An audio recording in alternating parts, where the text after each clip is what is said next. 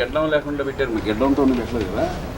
దీంట్లో ఒకటి చెప్పాలి, గడ్డంతో ఉన్న కేసీఆర్ గారు ఏమైపోయిందంటే ఆ ప్యాంట్ మీకు వచ్చింది కదా, ఆగిన తర్వాత నాకు వేరే ఎంత కన్నడ ఫిలిము ప్లస్ అఖండ ఫిలిము ఇవన్నీ కాంబినేషన్స్ తీయడానికి లేకుండా పోయింది.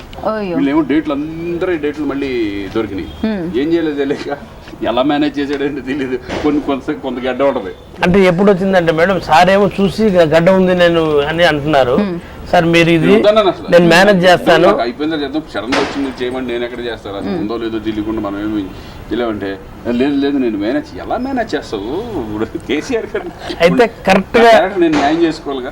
ఇప్పుడు గడ్డం లేకుండా గడ్డ ఉండి అలా రాకూడదు అంటే దానికి కొంచెం చిన్న లైన్అప్ చేసుకొని కరెక్ట్ ఉద్యమంలో ఉన్నప్పుడు ఆ ఉద్యమం లాస్ట్లో ఇచ్చేసినప్పుడు కొంచెం గడ్డం పెట్టు, కొంచెం అక్కడక్కడ ఏదో మేనేజ్ చేశారు. కరెక్ట్ గా దీక్షకి వెళ్ళేటప్పుడు ఎలాగో గడ్డం కావాలి. సినిమాలు ఏమన్నా కొంచెం అక్కడ మేనేజ్ అయింది. తర్వాత కొన్ని ఇక్కడ కొన్ని సభలు చెప్పేసి వెళ్తారు, మళ్ళీ ఆడిపోయిన తర్వాత సాంగ్ ఉంటుంది, మళ్ళీ ఇక్కడ దీక్షలు కూర్చున్నప్పుడు గడ్డం ఉంటుంది, ఇంటికి పోగానే స్వాగతం అంటే ఫ్రెష్ అయ్యి ఇంటికి వచ్చాడని చెప్పేసి ఆ సెన్స్ వెళ్ళిపోతుంది.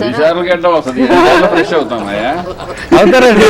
అంటే ఆయన పోరాట యోధుడు కాదు మేడం, పోరాట యోధుడు ఆయన ఏంటంటే పోరాటం కోసం యుద్ధం చేసే వ్యక్తి కాబట్టి గడ్డ ఉంటూ కొన్నిసార్లు టైం ఉండదు.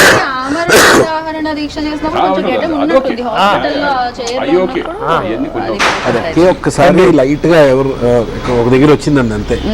ఆయన ఏ ఉద్యమం చేసినా ఎప్పుడు కూడా గడ్డం లేదు. కాదు మనకేంటంటే సార్ కొంచెం అంతా టెన్షన్ పడినంత అది ఇంకా తప్పు మన మూవీ టిక్ లో వెళ్ళిపోయింది, టక్ వెళ్ళిపోయిందండి.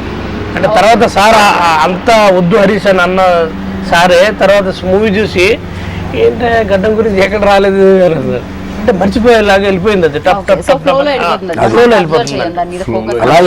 ఫ్లోలో వెళ్ళిపోద్దండి. మనం చక్కగా నీట్ గా వెళ్ళొచ్చు కదా అనే ఫీలింగ్ ఉంటుంది కాబట్టి. ఇంకా కొన్నిసార్లు అంటే పాటలు ఉన్నాయా చెప్పండి కేసీఆర్ గారు దీంట్లో? పాటలు ఉన్నాయా? హైలైట్ ఏంటంటే గడ్డంతో పాటలు లేవు. కంప్లైంట్